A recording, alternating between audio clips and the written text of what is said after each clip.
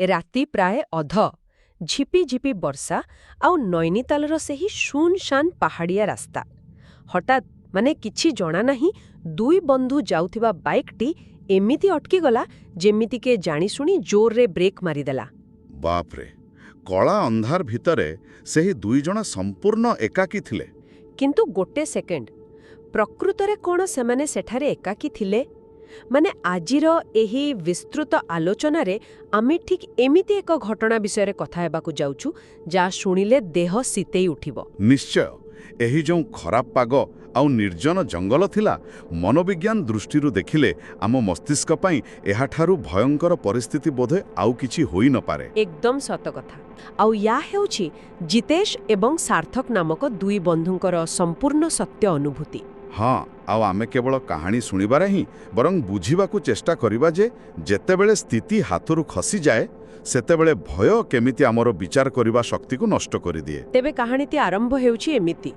ଦୁଇ ବନ୍ଧୁ ହଲ୍ଦ୍ୱାନିରେ ପଢ଼ୁଥିଲେ ଆଉ ଛୁଟିରେ ନୈନିତାଲ ବୁଲିବାକୁ ଯାଇଥିଲେ। ବାଇକ୍ରେ ପାଖ ଭବାଲି ଅଞ୍ଚଳକୁ ଜଣେ ସମ୍ପର୍କୀୟଙ୍କ ଘରକୁ ଗଲେ।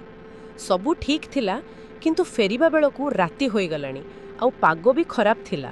ମୋତେ ଲାଗୁଛି ସେମାନଙ୍କ ରହିଯିବାର ଥିଲା। ଏକ୍ଜାକ୍ଟଲି। ସମ୍ପର୍କୀୟମାନେ ବହୁତ ମନା କଲେ ଯେ ଆଜି ରହିଯାଅ, ରାତିରେ ଯାଅନି, କିନ୍ତୁ ଏମାନେ ଶୁଣିଲେନି। ଯୁବକ ବୟସର ସେଇ ଓଭର କନଫିଡେନ୍ସ ଥାଏ ନା, ଆମେ ଭାବୁ ଯେ ଆମେ ସବୁ ମ୍ୟାନେଜ କରିନେବୁ। ହଁ, ଏଇ ଯେଉଁ ଅତି ଆତ୍ମବିଶ୍ୱାସ, ବେସିକାଲି ଏହା ଆମ ବିବର୍ତ୍ତନର ଏକ ଅଂଶ। ଯେତେବେଳେ ଆମେ ଗନ୍ତବ୍ୟସ୍ଥଳ ପାଖାପାଖି ଥାଉ କିମ୍ବା ତରବରରେ ଥାଉ, ଆମ ମସ୍ତିଷ୍କ ପରିବେଶରୁ ଆସୁଥିବା ବିପଦର ସଂକେତଗୁଡ଼ିକୁ ଜାଣିଶୁଣି ଇଗ୍ନୋର କରିଦିଏ।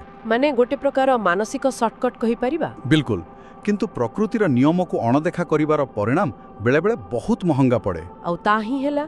ସେମାନେ ବାହାରି ପଡ଼ିଲେ ନୈନିତାଲ ଅଭିମୁଖେ।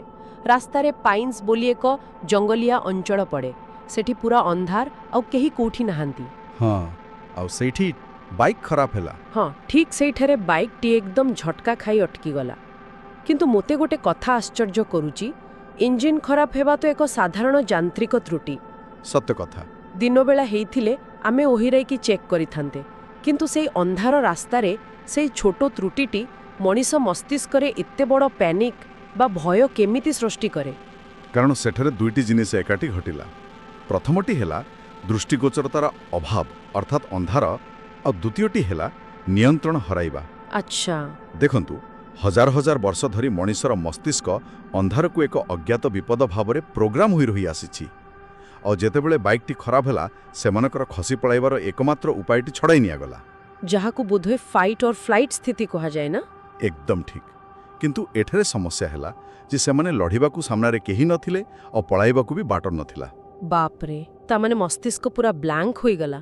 ହଁ, ଯେତେବେଳେ ମସ୍ତିଷ୍କ ଏଇ ଦୁଇଟି ଯାକ ବିକଳ୍ପ ହରାଇ ବସେ, ସେତେବେଳେ ସେ ପରିବେଶର ଛୋଟ ଛୋଟ ଶବ୍ଦକୁ ମଧ୍ୟ ଏକ ବଡ଼ ବିପଦ ଭାବରେ ଦେଖିବାକୁ ଲାଗେ। ତାମାନେ ଆପଣ କହୁଛନ୍ତି ଯେ ଆମ ଭିତରର ସେଇ ଆଦିମ ମଣିଷଟି ଜାଗି ଉଠେ ଆଉ ଚାରିଆଡ଼େ କେବଳ ବିପଦ ହିଁ ଦେଖେ। ବିଲକୁଲ। ଆଉ ସେହି ଅସହାୟ ସମୟରେ ମସ୍ତିଷ୍କ ଏତେ ଡରିଯାଇଥାଏ ଯେ ସେ ଯେକୌଣସି ପ୍ରକାରେ ବଞ୍ଚିବାର ଗୋଟେ ବାଟ ଖୋଜେ। କେହି ଜଣେ ଆସି ସାହାଯ୍ୟ କରୁ ବୋଲି ମନ ପୁରା ବ୍ୟାକୁଳ ହୋଇଉଠେ। ଆଉ ଠିକ୍ ସେତିକିବେଳେ ଗୋଟେ ଅଜବ ଘଟଣା ଘଟିଲା। ସେମାନେ ଦେଖିଲେ ଯେ ସେହି ନିର୍ଜନ ଅନ୍ଧାର ରାସ୍ତା କଡ଼ରେ ଥିବା ଏକ ବନ୍ଦ ଚା' ଦୋକାନ ପାଖରେ ଗୋଟିଏ ପଥର ଉପରେ ଜଣେ ଲୋକ ବସିଛି। ରାତି ଅଧାରେ? ସେଇଆ ତ। ମୁଁ ଗୋଟିଏ କଥା ବୁଝିପାରୁନି, ରାତି ଅଧାରେ ବର୍ଷା ପାଗରେ ଜଙ୍ଗଲ ରାସ୍ତାରେ ଜଣେ ଅଚିହ୍ନା ଲୋକ ଚୁପଚାପ ପଥର ଉପରେ ବସିଛି। ହଁ, ସାଧାରଣତଃ ତାକୁ ଦେଖି ତ ଆହୁରି ଡରିଯିବା କଥା, କାଳେ ସେ ଚୋର ବା ଡକାୟତ ହୋଇଥିବ। ଏକ୍ଜାକ୍ଟଲି। କିନ୍ତୁ ସେମାନେ ତାକୁ ଦେଖି ଆଶ୍ୱସ୍ତ ହେଲେ ଆଉ ସଙ୍ଗେ ସଙ୍ଗେ ଯାଇ ତାକୁ ସାହାଯ୍ୟ ମାଗିଲେ। ଏମିତି କେମିତି ହେଲା? ଏଇଠାରେ ମାନବୀୟ ମନୋବିଜ୍ଞାନର ଗୋଟିଏ ବହୁତ ବଡ଼ ଦୁର୍ବଳତା ପଦାକୁ ଆସେ, ଯାହାକୁ ଆମେ କଗ୍ନିଟିଭ୍ ବାୟାସ୍ କହୁ। ଆଚ୍ଛା, କଗ୍ନିଟିଭ୍ ବାୟାସ୍। ହଁ, ଯେତେବେଳେ ଆମେ ଅତ୍ୟଧିକ ବିପଦରେ ଥାଉ, ଆମ ମସ୍ତିଷ୍କ ତାର ବିଶ୍ଳେଷଣ କରିବା କ୍ଷମତା ହରାଇ ବସେ। ସେ ଲୋକଟି ଭଲ ଫର୍ମାଲ ପୋଷାକ ପିନ୍ଧିଥିଲା ଏବଂ ସେ ନିଜକୁ ଆର୍ମି ବା ସେନାରେ କାମ କରେ ବୋଲି କହିଲା। ଓହୋ, ସେହି ଆର୍ମି ଶବ୍ଦଟି ହିଁ ଏଠାରେ ମ୍ୟାଜିକ୍ କଲା। ଏକ୍ଜାକ୍ଟଲି। ସମାଜରେ ସେନାବାହିନୀକୁ ଶୃଙ୍ଖଳା, ସୁରକ୍ଷା ଏବଂ ଭରସାର ପ୍ରତୀକ ବୋଲି ଧରାଯାଏ। ତାଙ୍କ ମସ୍ତିଷ୍କ ଭାବିଲା ଯେ ଆରେ, ଏ ତ ଆର୍ମି ଲୋକ, ଏ ନିଶ୍ଚୟ ସାହାଯ୍ୟ କରିବ। ଏତେ ରାତିରେ ଜଣେ ଆର୍ମି ଅଫିସର ଏଠି ପଥର ଉପରେ କାହିଁକି ବସିଛି? ଏହି ଲଜିକାଲ ପ୍ରଶ୍ନଟି ତାଙ୍କ ମୁଣ୍ଡକୁ ଆଦୌ ଆସିଲା ନାହିଁ। ବିଲକୁଲ ଆସିଲା ନାହିଁ, କାରଣ ସେମାନେ ନିରାପତ୍ତା ଖୋଜୁଥିଲେ। ବାପରେ, ଏହା ତ ଠିକ୍ ସେମିତି ହେଲା ଯେମିତି କେହି ଜଣେ ଅନ୍ଧାର ଘରେ ଡଳିକି ଆଲୁଅ ଖୋଜୁଛି ଆଉ କାନ୍ଥରେ ଗୋଟେ ସୁଇଚ୍ ପାଇଁ ଭାବୁଛି ଏଇଟା ଲାଇଟ୍ ସୁଇଚ୍ ହେଇଥିବ, କିନ୍ତୁ ପ୍ରକୃତରେ ସେଇଟା ଗୋଟେ ଫାୟାର ଆଲାର୍ମ ସହିତ କନେକ୍ଟେଡ୍ ହୋଇଛି। ବହୁତ ଭଲ ଉଦାହରଣ। ଆପଣ ଭାବୁଛନ୍ତି ଆପଣ ସୁରକ୍ଷିତ, କିନ୍ତୁ ଆପଣ ନିଜେ ହିଁ ଆହୁରି ବଡ଼ ବିପଦକୁ ଡାକି ଆଣୁଛନ୍ତି। ହଁ, ଆଉ ସେହି ମିଥ୍ୟା ସୁରକ୍ଷାର ଅନୁଭବ ହିଁ ସେମାନଙ୍କ ପାଇଁ ଫାଶ ପାଲଟିଗଲା। ପୋଷାକ ଏବଂ ପରିଚୟ ବେଳେବେଳେ ଆମ ଆଖିରେ ଏମିତି ପଟି ବାନ୍ଧି ଦିଏ ଯେ ଆମେ ସାମ୍ନାରେ ଥିବା ଖାତକୁ ବି ଦେଖିପାରୁନାହିଁ। ଆଉ ତାପରେ କ'ଣ ହେଲା? ସେ ଲୋକଟି ସେମାନଙ୍କୁ କୁଆଡ଼େ ନେଇଗଲା। ସେ ଲୋକଟି କହିଲା ଯେ ଏତେ ରାତି ହେଲାଣି, ବାଇକ୍ ଏଠି ରଖିଲେ ଚୋରି ହେଇଯିବ, ମୋ ଘର ପାଖରେ ଅଛି, ଆସ ସେଠି ସୁରକ୍ଷିତ ରଖିଦବା। ଆଉ ଏମାନେ କିଛି ନ ଭାବି ତା କଥାରେ ରାଜି ହୋଇଗଲେ। ତାପରେ ବାଇକ୍କୁ ଠେଲି ଠେଲି ନେଲେ। ହଁ, ବାଇକ୍କୁ ଠେଲି ଠେଲି ସେହି ଲୋକ ପଛେ ପଛେ ମୁଖ୍ୟ ରାସ୍ତାରୁ ଭିତରକୁ ଗଲେ। କିଛି ବାଟ ଗଲା ପରେ ସେମାନେ ଗୋଟିଏ ବହୁତ ପୁରୁଣା, ବିଶାଳ ଆଉ କିଲ୍ଲା ଭଳି ଦେଖାଯାଉଥିବା ଫାଟକ ପାଖରେ ପହଞ୍ଚିଲେ। କିଲ୍ଲା ଭଳି ଫାଟକ? ସେଠି ତ କୌଣସି ଆର୍ମି କ୍ୟାମ୍ପ ନାହିଁ ବୋଧହୁଏ। ଏକ୍ଜାକ୍ଟଲି। ଲୋକଟି କହିଲା, ମୁଁ ଭିତରୁ ଟୁଲ୍ସ ନେଇକି ଆସୁଛି, ତୁମେ ବାହାରେ ଅପେକ୍ଷା କର। କିନ୍ତୁ ସେ ବହୁତ ସମୟ ଯାଏ ଫେରିଲାନି। ପିଲାଙ୍କୁ ଲାଗିଲା କାଳେ ଲୋକଟି ବାଇକ୍ ନେଇକି ପଳେଇଲା କି। ତେଣୁ ସେମାନେ ଅଧୈର୍ଯ୍ୟ ହୋଇ ସେହି ଫାଟକ ଭିତରକୁ ପଶିଗଲେ ନା? ହଁ, ଆଉ ସେହି ଫାଟକ ପାର ହେବା କ୍ଷଣି ସବୁକିଛି ବଦଳିଗଲା। ଯେମିତି ସେମାନେ ଗୋଟିଏ ଅଲଗା ଦୁନିଆରେ ପାଦ ଦେଲେ। ଅଲଗା ଦୁନିଆ? ମାନେ କ'ଣ ଦେଖିଲେ ସେମାନେ? ଭିତରେ ସେମାନେ ଦେଖିଲେ ବହୁତ ଲୋକ ଏଣେ ତେଣେ ବୁଲୁଛନ୍ତି, କିଛି ଭାରତୀୟ ଆଉ କିଛି ବିଦେଶୀ, ଆଉ ସମସ୍ତେ ସେନା ପୋଷାକ ବା ଫର୍ମାଲ ଡ୍ରେସ୍ ପିନ୍ଧିଛନ୍ତି। ଓହୋ, ମାନେ ଗୋଟେ ପୁରୁଣା କାଳିଆ ପରିବେଶ ଥିଲା ପୁରା। କିନ୍ତୁ ସବୁଠୁ ଡରାଇବା ଭଳି କଥା ହେଲା ସେମାନଙ୍କର ଚେହେରା। କାହା ମୁହଁରେ ଟିକିଏ ବି ଏକ୍ସପ୍ରେସନ୍ ନଥିଲା। ପୁରା ପଥର ଭଳି ମୁହଁ, ଆଖିରେ କିଛି ଭାବନା ନାହିଁ, ନା କିଏ ହସୁଛି ନା ରାଗୁଛି, ବାସ୍ ସପାଟ ଚେହେରା। ଆରେ, ଏମିତି କିପରି ସମ୍ଭବ? ଏହି ଯେଉଁ ଅନୁଭୂତିର କଥା ଆପଣ କହିଲେ, ମନୋବିଜ୍ଞାନରେ ଏହାକୁ ଅନକ୍ୟାନି ଭ୍ୟାଲି ଇଫେକ୍ଟ କୁହାଯାଏ। ଅନକ୍ୟାନି ଭ୍ୟାଲି? ଟିକେ ବୁଝେଇବେ, ଏଇଟା ପୁଣି କ'ଣ? ନିଶ୍ଚୟ। ବେସିକାଲି ଏହାର ଅର୍ଥ ହେଉଛି ଯେତେବେଳେ ଆମେ ଏପରି କିଛି ଜିନିଷ ଦେଖୁ ଯାହା ଦେଖିବାକୁ ମଣିଷ ପରି ଲାଗେ କିନ୍ତୁ ମଣିଷ ନୁହେଁ। ଯେମିତି ମ୍ୟାନେକୁଇନ୍ କିମ୍ବା ରୋବଟ୍ କଥା କହୁଛନ୍ତି? ହଁ, ଏକ୍ଜାକ୍ଟଲି। ଆପଣ କୌଣସି ହ୍ୟୁମାନଏଡ୍ ରୋବଟ୍ କିମ୍ବା ପୁରୁଣା ପୋଷାକ ପିନ୍ଧା କଣ୍ଢେଇକୁ ଦେଖିଥିବେ। ସେମାନଙ୍କର ହାତ, ଗୋଡ଼, ଆଖି ସବୁ ମଣିଷ ପରି ଥାଏ, କିନ୍ତୁ ସେମାନଙ୍କ ଭିତରେ ଜୀବନର ସ୍ପନ୍ଦନ ନଥାଏ। ହଁ, ସତରେ। ସେମାନଙ୍କର ସେହି ସ୍ଥିର ଚେହେରାକୁ ଦେଖିଲେ ଆମ ଭିତରେ ଏକ ଅସ୍ୱାଭାବିକ ଏବଂ ଗଭୀର ଭୟ ସୃଷ୍ଟି ହୁଏ। ଠିକ୍ ସେହିପରି ସେହି ସୈନିକମାନଙ୍କର ଭାବନାହୀନ ଚେହେରା ଦେଖି ସେହି ପିଲାମାନଙ୍କର ମସ୍ତିଷ୍କ ତୁରନ୍ତ ସିଗ୍ନାଲ ଦେଇଥିବ ଯେ ସାମ୍ନାରେ ଯାହା ଅଛି ତାହା ମଣିଷ ନୁହେଁ। ବାପରେ, ଏକ ରାକ୍ଷସ ବା ହିଂସ୍ର ଭୂତକୁ ଦେଖିବା ଅପେକ୍ଷା ଏହି ନୀରବ ଏବଂ ଶୂନ୍ୟ ଚେହେରାକୁ ଦେଖିବା ବୋଧହୁଏ ଢେର ଅଧିକ ଭୟଙ୍କର ଅଟେ। ବିଲକୁଲ। ତାହା ଆମ ସବକନସିୟସ୍ ମାଇଣ୍ଡର ଏକ ସତର୍କ ଘଣ୍ଟି। ଆଉ ତାପରେ କ'ଣ ହେଲା ସେଠି? ତାପରେ ଯାହା ହେଲା ସେଇଟା ତ ଆହୁରି ହୃଦୟ ବିଦାରକ। ସେଠି ସେମାନଙ୍କର ଜଣେ ଲିଡର ଆସି ପିଲାଙ୍କୁ ପଚାରିଲେ କି ତୁମେ ଏଠି କ'ଣ କରୁଛ? ପିଲାମାନେ କହିଲେ, ଆମେ ଜଣେ ଆର୍ମି ବ୍ୟକ୍ତିଙ୍କ ସହ ଆସିଲୁ। ତାପରେ ସେ ଲିଡର ଜଣକ ସାମ୍ନାରେ ଥିବା ଗୋଟିଏ କବର ଆଡ଼କୁ ଆଙ୍ଗୁଠି ଦେଖାଇ କହିଲେ ଯେ ସେଇଟା ମୋର କବର ଆଉ ମୁଁ ସେଠାରେ ରୁହେ। ହେ ଭଗବାନ, ପିଲାମାନେ ତ ପୁରା ସ୍ତବ୍ଧ ହୋଇଯାଇଥିବେ। ଆଉ କ'ଣ, ଏଠିକି ବେଳେ ସେ ପ୍ରଥମ ଲୋକଟି ଫେରି ଆସିଲା ଆଉ ବହୁତ ନର୍ମାଲ ଭାବରେ କହିଲା ଯେ ପ୍ରକୃତରେ ସେ ମରିଯାଇଛି। ମାନେ ସେ ନିଜେ ସ୍ୱୀକାର କଲା? ହଁ, ଆଉ ସେ ଯାହା କହିଲା ତାହା ବହୁତ ଅଜବ ଥିଲା। ସେ କହିଲା, ଯେତେବେଳେ ମୁଁ ଏଇ କବରସ୍ଥାନରୁ ଦୂରକୁ ଯାଏ ମୁଁ ସବୁ ଭୁଲିଯାଏ ଯେ ମୁଁ କିଏ, କିନ୍ତୁ ପାଖକୁ ଫେରିଲେ ମୋର ମୃତ୍ୟୁ ବିଷୟରେ ସବୁ ମନେ ପଡ଼ିଯାଏ। ଓହୋ, ମାନେ ଏହା ଏକ ମେମୋରି ଲସ୍ ବା ଆମନେସିଆର କଥା? ହଁ, ଆଉ ତାପରେ ସେମାନେ ବାଇକ୍ଟିକୁ ସେଠି ରଖିବାକୁ କହିଲେ ଆଉ କଥା ଦେଲେ ଯେ କେହି ବାଇକ୍ ଛୁଇଁବେନି। କିନ୍ତୁ ମୁଁ ଭାବୁଛି ଆମେ ସାଧାରଣତଃ ଭୂତ ସିନେମାରେ ଦେଖୁ ଯେ ଭୂତମାନେ ପ୍ରତିଶୋଧ ନିଅନ୍ତି, ଡରାନ୍ତି, କିନ୍ତୁ ଏଠି ଗୋଟିଏ ଭୂତ ନିଜର ସ୍ମୃତି ହରାଉଛି। ଏହା କେମିତି ସମ୍ଭବ? କ'ଣ ଆତ୍ମାମାନଙ୍କର ବି ମେମୋରି ଲସ୍ ହୁଏ? ଏହି କଥାଟି ହିଁ ଏହି କାହାଣୀକୁ ଅନ୍ୟ ସବୁ ସାଧାରଣ ଭୂତ କାହାଣୀଠାରୁ ଅଲଗା କରେ। କିପରି? ଯଦି ଆମେ ଲୋକକଥା ବା ଫୋକ୍ଲୋର୍ ଏବଂ ମାନସିକ ଆଘାତ ମାନେ ଟ୍ରମା ତାର ସମ୍ପର୍କକୁ ଖୋଲିକି ଦେଖିବା, ତେବେ ଗୋଟିଏ ବଡ଼ ପ୍ୟାଟର୍ନ ଦେଖିବାକୁ ମିଳିବ। ଅଧିକାଂଶ ପୁରୁଣା କାହାଣୀରେ ଆତ୍ମାମାନେ ଏକ ନିର୍ଦ୍ଦିଷ୍ଟ ସ୍ଥାନ ସହିତ ବାନ୍ଧି ହୋଇ ରହିଥାନ୍ତି। ବିଶେଷ କରି ସେହି ସ୍ଥାନ ଯେଉଁଠାରେ ସେମାନଙ୍କର ମୃତ୍ୟୁ ହୋଇଥାଏ। ହଁ, କିମ୍ବା ଯେଉଁଠି ସେମାନଙ୍କୁ କବର ଦିଆଯାଇଥାଏ। ବେସିକାଲି ସେମାନେ ନିଜ ସମୟର ଏକ ଲୁପ୍ ଭିତରେ ଫସି ରହିଛନ୍ତି। ସେମାନେ ପ୍ରକୃତରେ ଏହି ପିଲାମାନଙ୍କୁ ଡରାଇବାକୁ ଚାହୁଁନଥିଲେ। ତାମାନେ ସେମାନେ କେବଳ ନିଜ ଅସ୍ତିତ୍ୱର ଏକ ଅନ୍ତହୀନ ଦ୍ୱନ୍ଦ୍ୱରେ ବାନ୍ଧି ହୋଇ ରହିଯାଇଛନ୍ତି। ଏକ୍ଜାକ୍ଟଲି। ତାମାନେ ଆପଣ କହୁଛନ୍ତି ସେହି ଜାଗାଟି ସେମାନଙ୍କ ଆତ୍ମା ପାଇଁ ଏକ ଆଙ୍କର ଭଳି କାମ କରୁଛି, ଯେମିତି ସେହି ଜାଗା ଛାଡ଼ିଦେଲେ ସେମାନଙ୍କର କୌଣସି ପରିଚୟ ନାହିଁ। ବିଲକୁଲ ଠିକ୍ ଧରିଛନ୍ତି।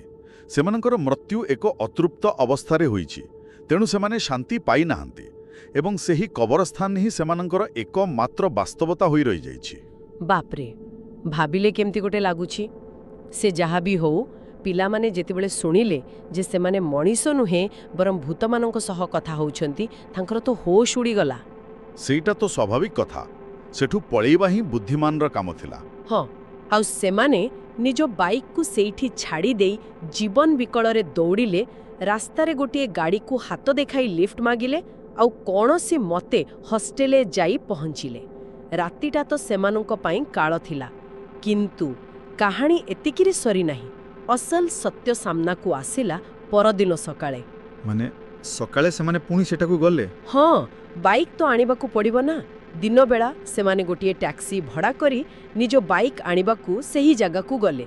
ଟ୍ୟାକ୍ସି ଡ୍ରାଇଭରକୁ ଯେତେବେଳେ ସେମାନେ ଗତ ରାତିର ଆର୍ମି କ୍ୟାମ୍ପ କଥା କହିଲେ, ଡ୍ରାଇଭର ହସିଲା। କାହିଁକି? ସେ କହିଲା, ସାର୍, ଏଠି କୋଉ ଆର୍ମି କ୍ୟାମ୍ପ ଅଛି? ସେଇଟା ତ ବ୍ରିଟିଶ ଅମଳର ଗୋଟେ ବହୁତ ପୁରୁଣା ୱାର ମେମୋରିଆଲ ବା ଯୁଦ୍ଧ ସ୍ମାରକୀ। ସେଠାରେ ପୁରୁଣା ଯୁଦ୍ଧରେ ମରିଥିବା ସୈନିକମାନଙ୍କୁ କବର ଦିଆଯାଇଥିଲା। ଆରେ ବାପରେ, ମାନେ ସେମାନେ ସତରେ ଗୋଟେ 100 ବର୍ଷ ପୁରୁଣା କବରସ୍ଥାନ ଭିତରେ ଥିଲେ? ହଁ, ଆଉ ସ୍ଥାନୀୟ ଲୋକଙ୍କ ମତରେ ରାତିରେ ସେଠାରେ ପ୍ରାୟତଃ ସୈନିକମାନେ ପହରା ଦେଉଥିବାର ଦେଖାଯାଏ ବୋଲି ଡ୍ରାଇଭର କହିଲା। କିନ୍ତୁ ସବୁଠୁ ବଡ଼ ଟ୍ୱିଷ୍ଟ କ'ଣ ଜାଣିଛନ୍ତି? କ'ଣ? ଯେତେବେଳେ ସେମାନେ ଦିନ ଆଲୁଅରେ ସେହି କବରସ୍ଥାନ ଭିତରକୁ ଗଲେ, ସେଠି କୌଣସି ଲୋକ ନଥିଲେ ସତ, କିନ୍ତୁ ତାଙ୍କ ବାଇକ୍ଟି ପୁରା ସୁରକ୍ଷିତ ଭାବେ ଠିଆ ହୋଇଥିଲା। ସତରେ କିଛି କ୍ଷତି ହୋଇନଥିଲା? କିଛି ବି ନୁହେଁ। ଭୂତମାନେ କଥା ଦେଇଥିଲେ ଯେ କେହି ଛୁଇଁବାନି, ଆଉ ସତରେ କେହି ବି ବାଇକ୍କୁ ଛୁଇଁ ନଥିଲେ। ଏହା ଦେଖି ପିଲାମାନେ ଏତେ ଡରିଗଲେ ଯେ ଜୀବନରେ ଆଉ କେବେ ବି ସେହି ପାଇନ୍ସ ରାସ୍ତାରେ ଯାଇନାହାନ୍ତି। ବାପରେ, ଏଇଟା ତ ପୁରା ରୋମାଞ୍ଚକର ଥିଲା। ହଁ, କିନ୍ତୁ ଗୋଟେ କଥା ଭାବନ୍ତୁ, ଆମେ ତ ସବୁବେଳେ ଭାବୁ ଭୂତମାନେ ଆମର କ୍ଷତି କରନ୍ତି ବା ଖରାପ ଉଦ୍ଦେଶ୍ୟ ରଖନ୍ତି, କିନ୍ତୁ ଏଠି ସେମାନେ ବାଇକ୍କୁ ସୁରକ୍ଷିତ ରଖିଲେ।